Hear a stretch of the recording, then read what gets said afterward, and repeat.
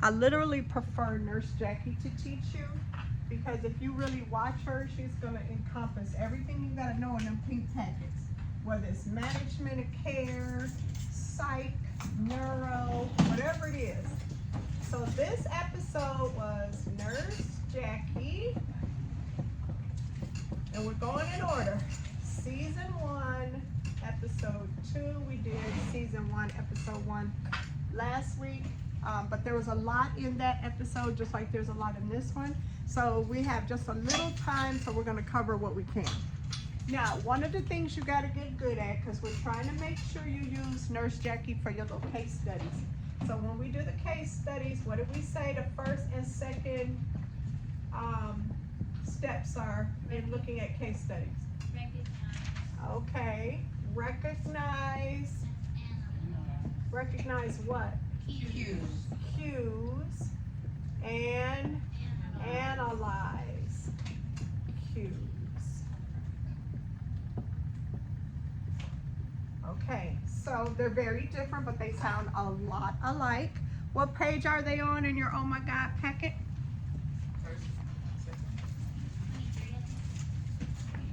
We're gonna find out.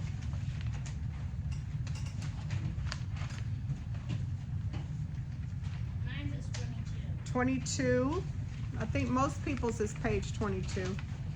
And all the steps of the clinical judgment, which is another way of saying case studies, all the steps are there. So what was the number one thing you're supposed to look at in every single question you get on Nclex? Numbers. In order to recognize cues. I hope y'all heard Sister Girl. She said the number one thing you can look at to get this part of your case study correct is the numbers in the question and even the answers. Recognition of cues is just looking basically at the numbers, the vital signs, the labs, the age. Oh, here's a good one, time frames. Did they say that they had a heart attack 3 days ago? Did they say that they had surgery 20 minutes ago? Time frames are numbers. Your job, in order to nail these case studies, because you just heard Essence tell you she has 6 case studies, that was 36 questions right there. If you can nail it, you good. So your job in trying to nail these case studies is to always peep out the numbers first. Maybe it's a measurement, maybe it's a lab, maybe it's an age, maybe it's a vital sign. In the case of maternity, maybe it's a gravida para, maybe it's time frames. All of that is already written on your sheet on page 22. Every single thing I just said is there. Okay, some other things to look at when you're recognizing cues is the gender. Okay, so I didn't put up here, but I should have, because I think eventually we figured out this was a boy when the mother was talking. Okay, so let's look at our case study. Nurse Jackie, season 1, episode 2, case study. What happened? We have a 13-year-old boy who fell off his skateboard. He experienced a 10-foot drop. He landed on his head with no helmet, 15 miles an hour. He was immediately unresponsive, shallow respirations, pulse ox 95%, BP in the show it said decent, right? 22 gauge angio, pupils fixed and dilated. The doctor, you heard them say, call neurosurgery, get the OR ready. Dislocated shoulder, elbows in 4 pieces, ultrasound ordered to check for internal bleeding. Coop actually hears a AAA. Jackie updates the mom. We'll see if she used therapeutic communication or not. And then Jackie and the doctor went to go visit the kid on the vent. Then Jackie goes back to update mom again. She uses terminology that you guys got to get good at. In other words, what Jackie said in this episode are some of the exact same words you guys got to get good at, because it is going to be super hard for you guys to break down bad news to parents. She said critical but stable. She mentioned the long road ahead, and then of course everything fell apart because the mom said she told the boy to take your helmet off, so it was that. Now, so here we go. If you recognize cues, which cues are critical? Age, right? So remember, we said anytime you see an age, it's on Nclex for a reason. They are not going to give you an age unless it plays a role into the answer. If it's 60 and up, think gerontology or geriatric patient concepts. If it's 18 and under, think about growth and development concepts. If it's 12 to 51, think about childbearing age if it's also a female. See? Recognize cues. Okay? Then they say fell off the skateboard, 10-foot drop. Oh my God. Look in the room. It's probably 10 feet, right? So he went all the way from 10 feet and hit his head first, going 15 miles an hour. All of those are numbers to tell you he may or may not survive. I mean, because if you really look at it, they're just numbers. But what do they mean to this scenario? You might not make it. Okay, then you have the SPO295. What'd that tell you? How are we going to analyze it? We recognize it because we know we got to know our numbers. But how do you analyze that? What is it saying to you? He's got a good chance. He's got a good chance. His respiratory is still there. Okay, now it says 22 gauge angio. I wanted to show you that because you notice this on your test. Is that an appropriate angio cath for that age? Let's analyze it. I'll go one at a time. Yes or no? I said yes or no.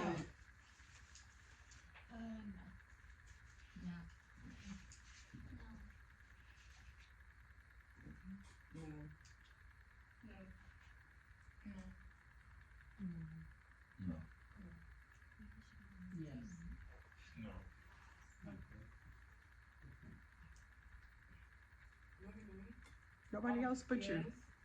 No. Yes. The yeses have it. It is appropriate. He is, what did I teach you? Anybody 12 and up is like an adult. He's 13. You guys better remember that 12-year-old rule. For the most part, I'm going to say that again, and you were the first one to say it. Very nice, sleepyhead, but you got that right. She's so tired. But listen, y'all, for real, I need y'all to hear me on that, even with your own kids, like with your own kids. If they are 12 and up, typically, and that's typically, right? It's not 100%, but it's 99.99. Typically, they're going to get the same dose as adults. They're going to use the same equipment and sizes of different medical equipment, the same as adults. So you guys almost blew that one. All right. Now, frankly, I don't really see a bunch of other numbers that you give a shit about, right?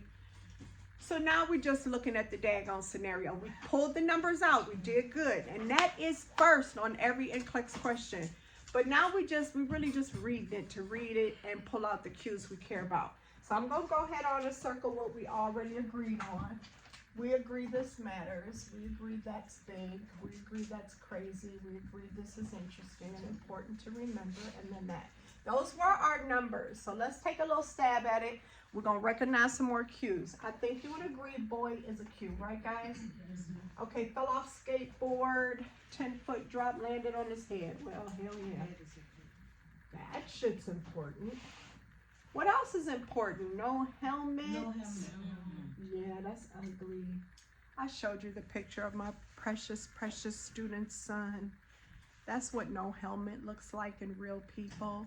Who didn't see that picture of her son, who is really, really, really going through a lot? I have to show you guys because I forgot it's on my phone. Yeah. Oh, yeah. Unresponsive. But how about this is even more important? Immediately, right? We didn't even come to, right? So, like, what's up? Okay, here's something. Shallow respirations. That's going to play a role in a minute. BP decent. Okay, let's talk about that. Because this is just recognizing. We're not even analyzing. Decent for a kid is very hard, right? Because you don't know blood pressures for kids. Like, who the fuck cares? But how old are we? 13. So it's going to be like us. Yeah, that's the key, guys. Just think about it like adults on your test. Uh-oh, what else? We say pupils fixed and dilated. Yeah. What do we know about fixed and dilated? Bad. Like one of the worst. Yeah, it's one of the worst, right? It's not like you typically wouldn't even see this person first unless you just had trauma. Trauma victims, you always see them first, okay? Maybe you can stop the runaway train. But this one on your test, if you see this by itself on somebody that was already on your floor, don't see them first because it means they're probably too far gone. Okay, dislocated shoulders, important. Elbows in 4 pieces. That sounded dreadful. Okay, wow. And then, of course, ultrasound was ordered. We're going to check for internal bleeding. We think we hear a AAA.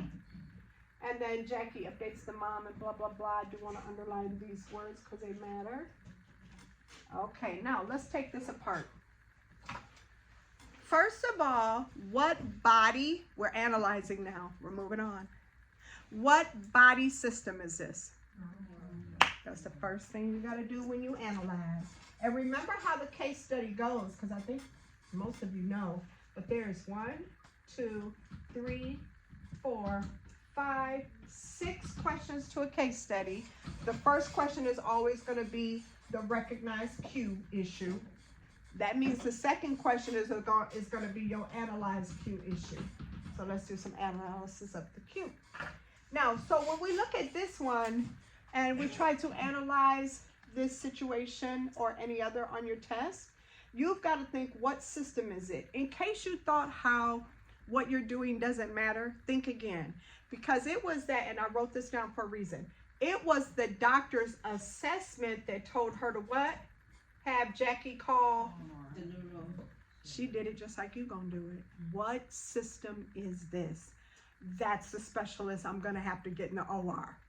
See? So even you, and you are doing what? You're prioritizing, which is prioritize hypothesis. This one, he didn't do that last time.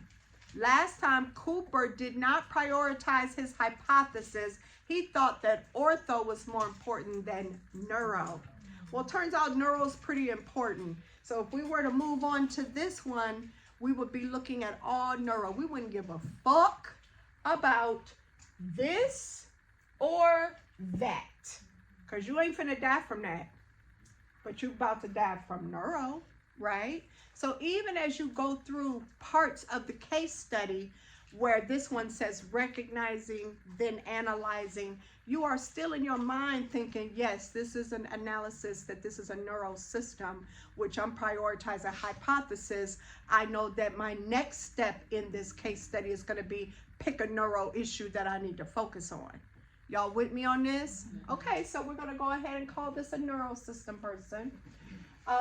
Because we're 13 and we are doing analysis now, what does that mean to nurses? 13, your patient. What do you got to know? What is it important for? Why did we even recognize it? Say it again. Who said it? Informed consent. Y'all saw the mama. You cool. If we'd have picked this baby up without the mama, guess what a lot of us would be doing at this hospital right now? Trying to find the mama. You see how that goes? I mean, it's not going to delay care, but it's kind of fucked up if you don't have a mama or the daddy. Don't underestimate the father. Told you that a million times. Okay, so what we're doing now, we're understanding that at 13, we're going to need parental consent. She's already there. She's given the consent. We can keep it moving. What else should 13 tell you? Remember what I said? That phrase. You got to remember every time they say under 18, what? What is all children under 18? You got to remember this on Nclex. What's the category? I heard it. Yes, growth and development. So what Erickson's stage of development is this? Yes, so we are an adolescent. It's identity versus role confusion. Now the identity part came in a little bit. I don't know if you caught it. It wasn't through the child because he's unresponsive. But what was the identity issue that came through? The hair. You see how this makes sense if you really listen and go all the way through it? Because I taught you before with teenagers that you get as patients. They would rather have open heart surgery than a mole removed off their face. Because they don't give a fuck about what they can't see. It's all about their identity. What do people see when they see them? Okay? So remember that this is the age of identity versus role confusion. He's already modeling. He gives a shit about his hair. Apparently mom has been smoking because she sounds like she got some fucking identity, whatever, role confusion. And she's the 13-year-old worried about this boy's hair. But we're praying for her. But so we already know what it is when he come up out of this coma that he's going to be in, that we put him in on purpose. Okay, but he fell off the skateboard. The no helmet did not have anything to do with him. He had it on and mama told him that. That's going to play a role later, not now. But this immediately unresponsive. Let me see if y'all been listening to neuro for all this time. What should have been done at the scene? A Glasgow scale. Yes, a Glasgow coma scale. Now, I usually will hear them give a Glasgow on Grey's Anatomy. They did not give a Glasgow, but we're going to do Glasgow anyway because you got to know that shit. So the Glasgow coma scale, remember, it's a coma scale. It's to determine if you are in a coma. Okay? All right, so let's do it like this. E, V, M is how I told you to make sure you write it. And don't write it in your little funky notes. Put it on your sheet that matters. Let's get our procedure packet out, y'all. And I'll tell you what page to go to. That way you filling this in as we go. If you find a page before me, holler back. Okay, Glasgow is on page 20, and it's after your EKGs. Glasgow is on page 20 of procedures, and it is after the EKGs. And yes, it's popular on Nclex. So you got a Glasgow coma scale, E, V, M. I taught you to put the E, the V, and the M right up under there. Everybody got their procedures packet. Ain't nobody goofy left at the shit at home. Fuck it up. I'll go put on the arm too. I don't have it, Michelle. I had the light in my bag. I had backstabs last week. You did have backstab. All right, what's the E? I. What's the V? Verbal. What is the M? Motor. Okay. Now, the reason why I want you to always do E, V, M is so that you keep your score in mind with what you gotta have. Watch this. 4, 5, 6. You keep it in order. So the 4, 5, 6, that's a total of how many points? I failed math too. 15. And that is the highest score you can get. Does this child have a 15? No. Oh, hell no. If we're immediately unresponsive, we're pretty low in our Glasgow scale. It is supposed to be done at the scene of the accident, again on admission to the hospital, and every 4 to 8 hours after that or more. This is part of like a neuro check. Y'all good? Okay, peep this. It's very important. 15 is the highest score, but 12 to 15 is considered stable. That's considered stable. Here's a rhyme you got to remember to the day you die. If we're 8, intubate. Because we damn sure are not breathing on our own. Got it? If we're 8, intubate. Because that's coma. 8 starts the coma. 8 and under, coma. When we're 8, intubate. Okay. When we are 5, you still got to keep them alive for organ donation. So what that means is call organ procurement.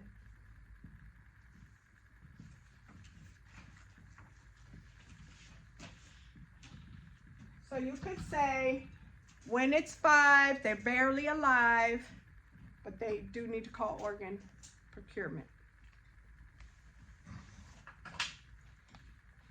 Now, don't make mistakes on this test. There's no zeros.